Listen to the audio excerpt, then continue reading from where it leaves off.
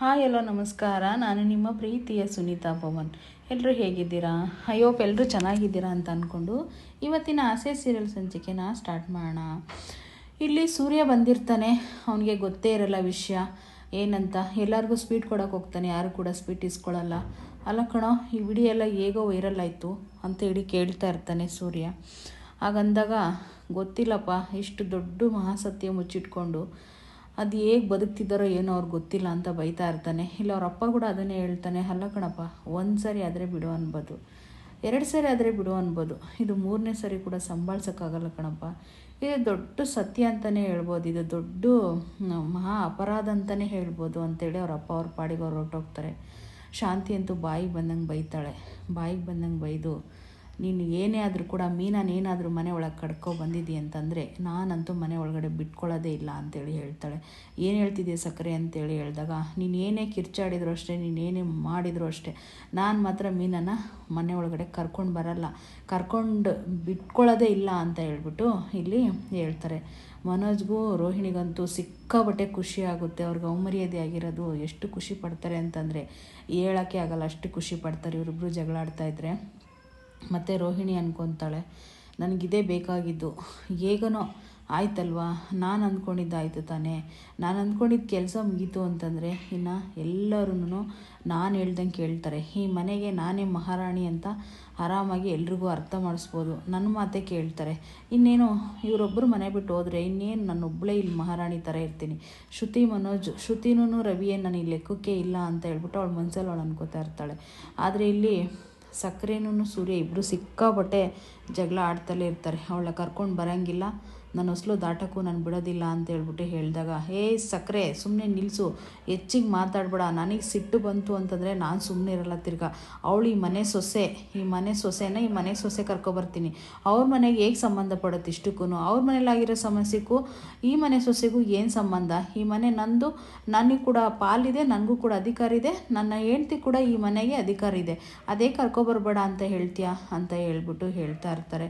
ನೋಡು ಸಕ್ಕರೆ, ನೀನು ತಪ್ಪು ಮಾಡ್ತಾ ಇದೀಯಾ, ನಾನು ಒಳ್ಳೆ ಮಾತನಾಗ ಹೇಳ್ತಿದ್ದೀನಿ, ನಾನು ಒಳ್ಳೆ ಇಷ್ಟ ಆಗಿರೋದೇ ಸಾಕು, ಇಲ್ಲಿಗೇ ಬಿಟ್ಟುಬಿಡು ಸುಮ್ಮನೆ ಅಂತ ಹೇಳ್ಬಿಟ್ಟು ಹೇಳ್ತಾರೆ. ಅವನ್ನ ಕಳ್ಳನ ಮಗನ್ನ ಚಪ್ಪಲಿಲಿ ಹೊಡೆದು ಬಂದಿದ್ದೀನಿ, ಅವ್ರ ಕಳ್ಳು ಫ್ಯಾಮಿಲಿ ಅದು, ಆ ಕಳ್ಳು ಫ್ಯಾಮಿಲಿ ಸೊಸೆ ನನಗೆ ಬೇಡ ಅಂತ ಇಲ್ಲಿ ಶಾಂತಿ ಕಂಡೀಷನ್ ಹಾಕ್ತಾಳೆ ಸೂರ್ಯನ ಹತ್ರ.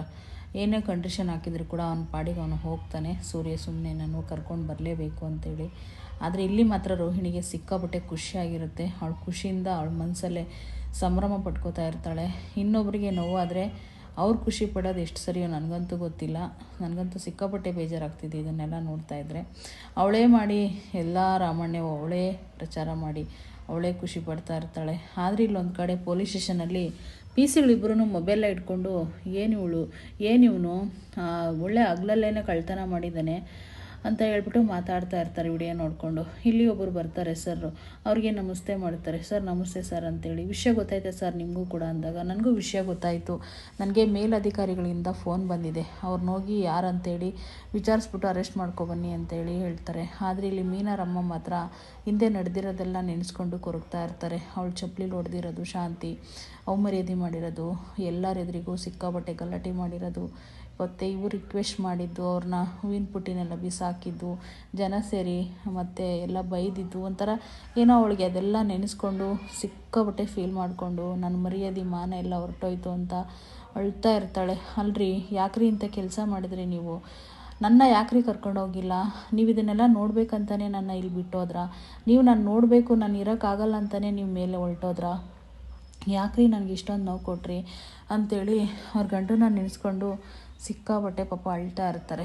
ನಾನು ಇರಬಾರ್ದು ರೀ, ನಾನು ಫಸ್ಟು ಸಾಯ್ಬೇಕಿತ್ತು, ನಾನಿದ್ದು ಏನು ಸಾಧನೆ ಮಾಡೋಂಗೈತೆ, ಇದನ್ನೆಲ್ಲ ನನ್ನ ಕೈಲಿ ಓಡೋಕ್ಕಾಗ್ತಿಲ್ಲ ರೀ ಅಂದಾಗ ಇಲ್ಲಿ ಪಾಪ ಮೀನಾನು ಕನಕ ಇಬ್ಬರು ಇದ್ಕೊಂಡು, ಅಮ್ಮ ಏನು ಮಾತಾಡ್ತಿದ್ದೀಯಮ್ಮ, ನೀನೇನಾದರೂ ಹೆಚ್ಚು ಕಮ್ಮಿ ಅಂತ ಆದರೆ ನಾವು ಅನಾಥಗಳಾಗ್ತಿರಮ್ಮ, ಅಲ್ಲಿ ಕನಕ ಮುಖ ನೋಡಮ್ಮ ನೀನೊಂದು ಸರಿ, ಕನಕನ ಯಾರಮ್ಮ ನೋಡ್ಕೊತಾರೆ ಅಂಥೇಳಿ ಪಾಪ 3 ಜನನೂ ಹಗ್ ಮಾಡಿ ಅಳ್ತಾ ಇರ್ತಾರೆ.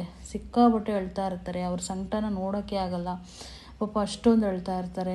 ಇಲ್ಲಿ ಮೀನಾ ಕೂಡ ಹೇಳ್ತಾ ಇರ್ತಾಳೆ, ಅಮ್ಮ ನೀನು ಸಮಾಧಾನ ಮಾಡ್ಕೊಳ್ಳಮ್ಮ, ಪ್ಲೀಸ್ ಅಮ್ಮ ಅಳ್ಬೇಡಮ್ಮ, ದಯವಿಟ್ಟು ಕನಕ ಮುಖ ನೋಡಮ್ಮ, ಮತ್ತು ನೀನು ಯಾಕಮ್ಮ ಇಷ್ಟೊಂದು ಟೆನ್ಷನ್ ಮಾಡ್ಕೊತಿದ್ದಿ ಅಂದರೆ ಇನ್ನೇನೇ ಮಾಡಬೇಕು ಮೀನಾ, ನನ್ನ ಮಾನ ಮರ್ಯಾದೆ, ನನ್ನ ಮನೆ ಮಾನ ಮರ್ಯಾದೆ ಎಷ್ಟೊಂದೆಲ್ಲ ಹರಾಜಾಗಿ ಹೋಗಿದೆ, ತುಂಬ ಬೇಜಾರಾಗ್ತಿದೆ. ನನ್ನ ನೋಡಿ ಗೌರವ ಕೊಟ್ಟು ಹೂವು ತಗೊಳ್ಳೋರು ಕಣೆ. ಎಷ್ಟು ಒಳ್ಳೆ ಮನೆತನ, ಎಷ್ಟು ಒಳ್ಳೆ ಮನಸ್ಸಿದೆಯಮ್ಮ, ಎಷ್ಟು ವರ್ಷದಿಂದ ಹೂವು ಮಾರ್ತಿದ್ಯಾ. ಒಂಚೂರು ಯಾರ ಹತ್ರನೂ ಕೆಟ್ಟ ಹೆಸರನ್ನೋದೇ ನಾನು ತೊಗೊಂಡಿಲ್ಲ ಕಣೆ. ಆ ರೀತಿ ಜೀವನ ಮಾಡಿರೋಳಿಗೆ ಇವತ್ತು ಈ ರೀತಿ ಸಂಕಟ ಯಾರೇ ಅನುಭವಿಸ್ತಾರೆ ಈ ಸಂಕಟನೆಲ್ಲ. ನನಗೆ ತುಂಬ ನೋವಾಗ್ತಿದೆ ಕಣೆ. ಈ ಮಂಜುನಿಂದ ಇಷ್ಟೆಲ್ಲ ಆಯ್ತಲ್ಲೇ ನಮಗೆ. ಅವ್ರ ಅಪ್ಪನ ಆಸೆ ಏನೇ ನೆರವೇರಿಸ್ತಾ ಇವನು ಅಂತೇಳಿ ಮಾತಾಡ್ತಾ ಇರ್ತಾರೆ.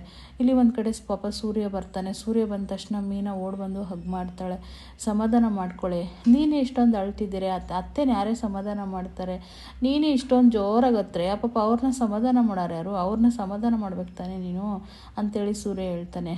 ರೀ ಏನ್ರಿ ಸಮಾಧಾನ ಮಾಡೋದು, ಬೇಜಾರಾಗ್ತಿದೆ ರೀ ಸುಮ್ಮನೆ ಅಂತೇಳಿ ಮೀನಾ ಹೇಳ್ತಾಳೆ. ಅತ್ತೆ ಸುಮ್ಮನಿರಿ ಅತ್ತೆ, ಜಾಸ್ತಿ ಅಳ್ಬೇಡಿ ಅಂದಾಗ ಅಳಿಯಂದರೆ ಒಂದು ಮಾತು ಹೇಳ ಅಳಿಯಂದರೆ, ನನ್ನ ಮಗ ಇಂಥ ಕೆಟ್ಟನಾಗಿ ಹುಟ್ದ ನನ್ನ ಹೊಟ್ಟೆಲಿ ಅಂತ ಸಂಕಟ ಪಡ್ಲೋ, ಇಲ್ಲಾಂದರೆ ನಿನ್ನಂಥ ಅಳಿಯ ನನಗೆ ಸಿಗ್ತಾ ಒಳ್ಳೆ ಅಳಿಯ ಅಂತ ನಾನು ಖುಷಿ ಪಡ್ಲೋ, ಒಂದು ಗೊತ್ತಾಗ್ತಿಲ್ಲ ಅಳಿಯಂದರೆ. ಇಷ್ಟು ದೊಡ್ಡ ಸತ್ಯನ ಮುಚ್ಚಿಟ್ಟು ಹೇಗೆ ನಿಂತಿದ್ರಿ ಅಳಿಯಂದರೆ ನೀವು. ಎಷ್ಟು ಜನ ಪ್ರಶ್ನೆ ಮಾಡಿದ್ರು ನಿಮ್ಮನ್ನು, ಕಳ್ಳ ಅಂದರು, ಸುಳ್ಳ ಅಂದರು, ರೌಡಿ ಅಂದರು, ಎಷ್ಟೊಂದು ಅವಮರ್ಯಾದೆಯೆಲ್ಲ ನೀವು ತಟ್ಕೊಂಡ್ರಿ ನನ್ನ ಮಗನಿಗೋಸ್ಕರ, ನನ್ನ ಫ್ಯಾಮಿಲಿಗೋಸ್ಕರ.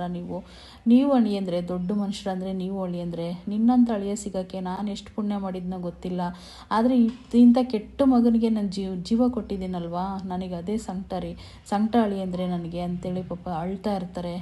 ಅತ್ತೆಮ್ಮ ನಾನು ಮಾಡಿರೋದು ಏನು ದೊಡ್ಡತೆ ಆಗಲ್ಲ ಅತ್ತೆಮ್ಮ, ಇವತ್ತು ನಾನು ಹೋಗ್ಬಿಟ್ಟಿದ್ದೀನಿ, ನನಗೆ ತುಂಬ ನೋವಾಗ್ತಿದೆ ಅಂತ ಹೇಳ್ಬಿಟ್ಟು ಹೇಳ್ತಾರೆ. ಇಲ್ಲಿ ಮೀನಾ ಹೇಳ್ತಾಳೆ, ರೀ ನೀವು ಫೋನ್ ಕಳೆದೋದಾಗ ನೀವು ಯಾಕೆ ಅಷ್ಟೊಂದು ಟೆನ್ಷನ್ ಮಾಡ್ಕೊತಿದ್ದೀರಂತ ನನಗೆ ಈಗ ಅರ್ಥ ಹೋಗ್ತಿದೆ. ಫೋನ್ ಕಳೆದೋದಾಗ ನಿಮ್ಮ ಮುಖದಲ್ಲಿ ಟೆನ್ಷನ್ನು ಎಷ್ಟಿತ್ತು ಅಂತಂದರೆ ಸಿಕ್ಕಾಬಟ್ಟೆ ಸಂಕಟ ಪಡ್ತಿದ್ರಿ ನೀವು. ಅದನ್ನು ನೋಡಿದೆ ಕಣ್ರಿ ನಾನು ಅಂದಾಗ. ಮೀನಾ ನನಗೊಂದು ವಿಷಯ ಗೊತ್ತಾ, ನನಗೆ ಈ ರೀತಿ ಮುಂದೆ ಬರುತ್ತೆ ಅನ್ನೋದು ಗೊತ್ತಿತ್ತು ಕಣೆ. ನಮ್ಮ ಶಾಂತಿ ಅಂದರೆ ನಮ್ಮ ಸಕ್ಕರೆ ಕೈಗೆ ಏನಾದರೂ ಸಿಕ್ತು ಅಂತಂದರೆ ಅದು ದೊಡ್ಡ ರಾಮಣ್ಯವಾಗುತ್ತಂತ ನನಗೆ ಚೆನ್ನಾಗಿ ಗೊತ್ತಿತ್ತು ಕಣೆ. ಅದಾದರೆ ನಾನು ಇವತ್ತು ಸೋತೋಗ್ಬಿಟ್ಟೆ ಕಣೆ ಅಂತ ಹೇಳ್ಬಿಟ್ಟು ನೋವು ತಿಂತಾ ಇರ್ತಾನೆ ಸೂರ್ಯ. ಇವ್ರು ಹೇಳ್ತಾರೆ, ಇವಾಗ ಮೀನರಮ್ಮ ಹೇಳ್ತಾರೆ, ನೋಡಪ್ಪ ಅಳಿಯಂದರೆ ನೀವು ಸೋತೋಗಿಲ್ಲ, ನಾವು ಸೋತೋಗಿದ್ದು ಏನು ಗೊತ್ತಾ, ನಿಮ್ಮಮ್ಮ ನನ್ನ ಮಂಜುನಿಗೆ ಚಪ್ಪಲಿಲಿ ಹೊಡೆದ್ಲಲ್ವಾ, ಅಲ್ಲೇ ನಾವು ಸೋತೋದ್ವಿ. ಮತ್ತು ನಿಮ್ಮಮ್ಮ ನನ್ನ ದುಡ್ಡಲ್ಲಿ ನೀವು ಜೀವನ ಮಾಡ್ತಿದ್ದೀರಾ, ನಿಮ್ಮ ಮನೆತನ ಬೆಳೀತಿದೆ ಅಂತಂದ್ರಲ್ಲ, ನಾವಲ್ಲೂ ಸೋತೋದ್ವಪ್ಪ. ನೀನು ಯಾಕಪ್ಪ ಸೋಲ್ತೀಯ, ಸೋತೋಗಿರೋದು ನಾವು ಕಣಪ್ಪ ಅಂತ ಹೇಳ್ಬಿಟ್ಟು ಹೇಳ್ತಾ ಇರ್ತಾರೆ. ಆದರೆ ಇಲ್ಲೊಂದು ಕಡೆ ಮಂಜ ಕಿರ್ಚ್ಕೋತಾ ಇರ್ತಾನೆ. ನಾನು ಬದುಕಿರಲ್ಲ ಅಂತೇಳಿ ಕಿರ್ಚಾಡ್ಕೋತಾ ಇರ್ತಾನೆ. ಇವರೆಲ್ಲ ತುಂಬ ಶಾಕ್ ಆಗಿಬಿಡ್ತಾರೆ. ಆಮೇಲೆ ಶಾಕ್ ಆದ ತಕ್ಷಣನೇ ಏನು ಮಾಡ್ಬೇಕನ್ನೋದೇ ಗೊತ್ತಾಗ್ತಾ ಇರಲ್ಲ. ಮತ್ತಿಲ್ಲಿ ಒಂದು ಕಡೆ ಆಲ್ರೆಡಿ ಪೊಲೀಸ್ನವ್ರು ಬಂದುಬಿಟ್ಟಿದ್ದಾರೆ. ಪೊಲೀಸ್ನವ್ರು ಬಂದು ಎಲ್ಲೋದ ಮಂಜನ ಮನೆ ಇದೆನಾ ಅಂತ ಹೇಳಿದಾಗ ಹೌದು ಸರ್ ಇದೆ ಅಂತಂದಾಗ, ಸರ್ ಏನು ಸರ್ ನೀವು ಇಲ್ಲೇವರೆಗೂ ಬಂದಿದ್ದೀರಾ ಅಂತೇಳಿ ಸೂರ್ಯ ಕೇಳ್ತಾನೆ. ಇನ್ನೇನು ಕಳ್ಳನ ಹಿಡ್ಕೊಂಡು ಹೋಗಿ ಬರಲೇಬೇಕಲ್ಲೇನಪ್ಪ, ಅದು ಒಳ್ಳೆ ಅಗ್ಲತ್ತಲ್ಲಿ ಕಳ್ತನ ಮಾಡಿದ್ದಾನೆ ಅಂತ ಹೇಳಿ ಪೊಲೀಸ್ನವ್ರು ಹೇಳ್ತಾರೆ. ಸರ್ ಏನೋ ಚಿಕ್ಕ ಹುಡುಗ ಸರ್, ಬೇಜಾರು ಮಾಡ್ಕೊಬಿಡಿ ಸರ್, ದಯವಿಟ್ಟು ಕ್ಷಮಿಸ್ಬಿಡಿ ಸರ್ ಅಂತ ಸೂರ್ಯ ಕೇಳ್ತಾ ಇರ್ತಾನೆ. ಮಂಜು ಫೋನ್ ಮಾಡಿ ಒಂದು ಸರಿ ಅಂತ ಹೇಳಿದಾಗ ಅಲ್ಲಿ ಮೀನಾ ಫೋನ್ ತೊಗೊಂಡು ಮಂಜುನಿಗೆ ಫೋನ್ ಮಾಡ್ತಾಳೆ. ಆ ಫೋನ್ ಅಲ್ಲೇ ಇರುತ್ತೆ, ರಿನ್ ಆಗ್ತಾ ಇರುತ್ತೆ. ಅಂದರೆ ನೀವೇನಾದರೂ ಬಚ್ಚಿಟ್ಟಿದ್ದೀರಾ, ಪೊಲೀಸ್ ಸ್ಟೇಷನ್ ಕಂಪ್ಲೇಂಟ್ ಆಗುತ್ತೆ, ಇನ್ನು ಅವ್ನು ಜೈಲಿಗೆ ಹೋಗ್ತಾನೆ ಅಂತ ಹೇಳ್ಬಿಟ್ಟು ಹೋಗಿ PC ಹುಡಿಕೊಂಡು ಬಂದುಬಿಡು ರೂಮೆಲ್ಲ ಅಂತೇಳಿ ಕಳಿಸಿದಾಗ ಸೂರ್ಯ ರಿಕ್ವೆಸ್ಟ್ ಮಾಡ್ತಾ ಇರ್ತಾನೆ.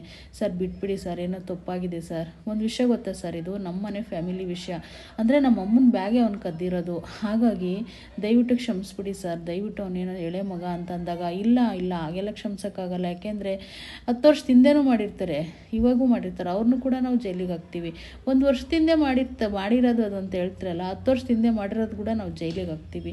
1 ವರ್ಷ ಆಗಿರ್ಬೋದು, 10 ವರ್ಷನೇ ಆಗಿರ್ಬೋದು, ಅವ್ನು ಕಳ್ಳನೇ ಅಲ್ವಾ ಅಂತೇಳಿ ಪೊಲೀಸ್ನವ್ರು ಹೇಳ್ತಾರೆ. ಆಗಲ್ಲ ಸರ್, ಇದು ನಮ್ಮ ಅಮ್ಮನೇ ಮಾಡಿರೋದು ಸರ್ ಅಂತ ಹೇಳಿದಾಗ, ನೋಡಪ್ಪ ನಿಮ್ಮ ಅಮ್ಮನಿಂದ ಕಂಪ್ಲೇಂಟ್ನ ವಾಪಸ್ ಕೊಡಿಸಿದ್ರೆ ಏನೋ ಒಂದು ಮಾಡ್ಬೋದು ಕಣಪ್ಪ, ಇಲ್ಲ ಅಂತಂದರೆ ಅವನಂತೂ ಜೈಲಿಗೆ ಹೋಗೋದು ಖಂಡಿತ ಅಂತ ಹೇಳ್ಬಿಟ್ಟು ಪೊಲೀಸ್ನವ್ರು ಹೇಳ್ತಾರೆ. ಹಾಗೆ ಹೇಳಿದ ತಕ್ಷಣ ಎಲ್ಲ ಕಡೆ ಹುಡುಕ್ತಾರೆ. ಎಲ್ಲ ಕಡೆ ಹುಡುಕಿದ್ರೆ ಪೊಲೀಸ್ನವ್ರ ಕೈಗೆ ಮಂಜ ಸಿಕ್ಕಲ್ಲ. ಅವ್ರು ಪೊಲೀಸ್ನವರು ನೋಡಿ ಬಂದು ಶರಣಾಗಕ್ಕೆ ಹೇಳಿ, ಶರಣ ಹಾಕೋದ್ರೆ ಸ್ವಲ್ಪನಾದ್ರೂ ಅವನಿಗೆ ಶಿಕ್ಷೆ ಕಮ್ಮಿ ಆಗುತ್ತೆ, ಇಲ್ಲ ಅಂತಂದರೆ ಅವ್ನು ತುಂಬ ಅನುಭವಿಸ್ಬೇಕಾಗುತ್ತೆ ಅಂತ ಪೊಲೀಸ್ನವ್ರು ವಾರ್ನ್ ಮಾಡಿ ಹೋಗಿರ್ತಾರೆ.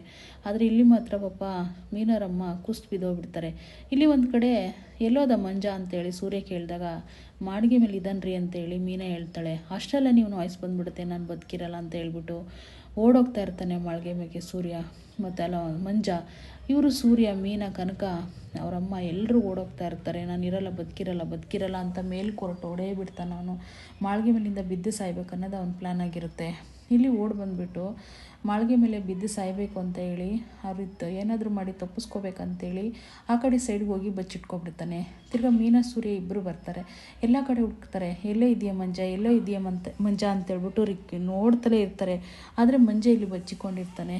ಆಮೇಲೆ ನೋಡಿಬಿಟ್ಟು, ನೋಡು ಹತ್ರ ಬರಬೇಡಿ, ಹತ್ರ ಬಂದರೆ ನಾನು ಬಿದ್ದು ಇಲ್ಲಿಂದನೇ ಬಿದ್ದು ಅಂತ, ನನ್ನಂಥ ಪಾಪಿ ಏನಕ್ಕೆ ಬದುಕಿರಬೇಕು, ನನ್ನಂಥ ಪಾಪಿ ಬದುಕಿರಬಾರ್ದು ಈ ಭೂಮಿ ಮೇಲೆ, ನನ್ನಂಥ ಕೆಟ್ಟ ಮಗ ಈ ಮನೆಗಿರಬಾರ್ದು ಅಂತ ಹೇಳ್ಬಿಟ್ಟು ಸಾಯ್ತೀನಿ ಅಂತ ಹೋಗ್ತಾ ಇರ್ತಾನೆ. ಯಾರು ಹತ್ರ ಬರಬೇಡಿ, ಹತ್ರ ಬಂದರೆ ನಾನು ಇಲ್ಲಿಂದ ಸತ್ತೋಗ್ಬಿಡ್ತೀನಿ ಅಂತ ಹೇಳ್ಬಿಟ್ಟು ಮಂಜ ಹೇಳ್ತಾ ಇರ್ತಾನೆ. ಸೂರ್ಯ ಅಂತೂ ಹೋಗಿ ಹಿಡ್ಕೊಳ್ಳೋಣ ಅಂತ ಎಷ್ಟು ಪ್ರಯತ್ನ ಪಟ್ಟರು. ಮವ ಹತ್ರ ಬರಬೇಡಿ, ನೀವು ಹತ್ರ ಬಂದರೆ ಇಲ್ಲಿಂದನೇ ಸತ್ತೋಗ್ಬಿಡ್ತೀನಿ ಅಂತ ಹೇಳಿದಾಗ, ಬರಲ್ಲ ಕಣಪ್ಪ, ನಾನು ಇಲ್ಲೇ ನಿಂತ್ಕೋತೀನಿ ಅಂತ ಸೂರ್ಯ ಅಂತ ಇರ್ತಾನೆ. ಮಂಜಿಗೆ ಬೇಡ ಕಣೋ, ಪ್ಲೀಸ್ ಕಣೋ, ಸಾಯ್ಬಿಡ ಕಣೋ, ಸತ್ತು ಏನೋ ಸಾಧನೆ ಮಾಡ್ಬೇಕಾಗೈತೆ ಅಂದಾಗ, ನನ್ನಂಥ ಪಾಪಿ ಏನಕ್ಕೆ ಬದುಕಿರಬೇಕು, ನಮ್ಮಮ್ಮನೇ ಏನಂದ್ರೆ ಗೊತ್ತಾ, ನನ್ನ ಸಣ್ಣನಿದ್ದಾಗೇ ನೀನು ಸತ್ತೋಗ್ಬೇಕಿತ್ತು, ಏನಕ್ಕೆ ಬದುಕಿರ್ಬೇಕಿತ್ತು ನಮ್ಮಮ್ಮನೇ ಅಂದರು ನನ್ನ ಹಂಗೆ. ಹಾಗಂದಾಗ ನಾನು ಏನಕ್ಕೆ ಬದುಕಿರಬೇಕು ಅಂತ ಹೇಳ್ಬಿಟ್ಟು ಹೇಳಿದಾಗ ಕನಕ ಹೇಳ್ತಾಳೆ, ನೋಡು ಮಂಜಿಗೆ, ಅಮ್ಮಂಗೆ ವಯಸ್ಸಾಗಿದೆ, ಏನೋ ಒಂದು ಮಾತು ಸಿಟ್ಟಲ್ಲಿ ಅಂದಿರ್ತಾರೆ, ಅದನ್ನೇ ಸತ್ಯ ಅಂತ ನೀನು ಹೇಗೋ ನಂಬ್ಕೊಂತೀಯ ಅಂತ ಹೇಳ್ಬಿಟ್ಟು ಕನಕ ಹೇಳ್ತಾರೆ. ಆದರೂ ಕೂಡ ನಾನು ಈ ಪರಿಸ್ಥಿತಿಲಿ ನಾನು ಬದುಕಿರಬಾರ್ದು ಅಂದಾಗ, ವಯಸ್ಸಾಗಿದೆ ಕಣೋ, ಅಮ್ಮನಿಗೆ ನೋವು ಕೊಡ್ಬೇಡ ಕಣೋ ಜಾಸ್ತಿ, ಮೊದಲೇ ಹುಷಾರಿಲ್ಲ ಅವ್ರಿಗೆ ಅಂತೇಳಿ ಕನಕ ರಿಕ್ವೆಸ್ಟ್ ಮಾಡ್ತಾ ಇರ್ತಾಳೆ. ಆದರೂ ನಾನು ಇಂಥ ಕೆಟ್ಟ ಮಗ ಈ ಭೂಮಿ ಮೇಲೆ ಇರಲೇಬಾರ್ದು, ನಾನು ನಿಮ್ಮ ನನ್ನ ಫ್ಯಾಮಿಲಿನ ಇಷ್ಟೊಂದು ನೋವು ಕೊಡೋ ಮಗ ಏನಕ್ಕೆ ನಾನು ಇರಬಾರ್ದು ಈ ಭೂಮಿ ಮೇಲೆ ಅಂತ ಸಾಯಕ್ಕೆ ಹೋಗ್ತಾ ಇರ್ತಾನೆ. ಆದರೆ ಪದೇ ಸೂರ್ಯ ಹೋಗ್ತಾರೆ ಇರ್ತಾನೆ. ಬಾವ ಹತ್ರ ಬಂದರೆ ಅಂದರೆ ನೀವು ಸಾಯ್ತೀರಾ, ನಾನು ಸತ್ತೋಗ್ತೀನಿ ಅಂತ ಹೇಳಿದರಿಸ್ತಾ ಇರ್ತಾನೆ. ಅಲ್ಲಿ ಹೋಗೊಂದು ಕಟ್ಟೆ ಮೇಲೆ ಹಿಂಗೆ ನೋಡಿಕೊಂಡು, ಮಂಜ್ಗ ಇಲ್ಲಿ ಕೆಳಗಡೆ ಬಿದ್ದರೆ ನೀನು ಸುತ್ತೋಗಲ್ಲ ಕಣೋ, ಕಾಲ ಕೈಯ ಮುರಿದೋಗುತ್ತೆ, ಒಂದು ಹೇಳ್ತೀನಿ ಕೇಳು, ನಿನ್ನ ಕೈ ಮುರಿದೋಗಿತ್ತು ಆವಾಗ ನೀನು 2 ತಿಂಗಳು ರೆಸ್ಟ್ ಮಾಡಿದೆ, ಈಗ ಕಾಲು ಯೋಚನೆ ಮಾಡು, ಕಾಲು ಮುರಿದೋದ್ರೆ ನೀನು ವರ್ಷಾನುಗಟ್ಲೆ ನಿನ್ನ ಮನೇಲಿ ಕೂತ್ಕೊಂಡು ಇವಾಗ ಒಂದು 5 ನಿಮಿಷ ಬೀಳೋದು ನೋಡಿಕೊಂಡು ನೀನು ಮನೆಯವ್ರಿಗೆಲ್ಲ ನೀನು ನೋವು ಕೊಡಬೇಕಾಗುತ್ತೆ ವರ್ಷಾನುಗಟ್ಲೆ ಕಾಲು ಮುರಿದ್ಬಿಟ್ಟು ಅಂತ ಹೇಳ್ಬಿಟ್ಟು ಹೇಳ್ತಾನೆ. ಇದಾಗಿತ್ತು ಇವತ್ತಿನ ಸಂಚಿಕೆ. ಮತ್ತೆ ನಾಳೆ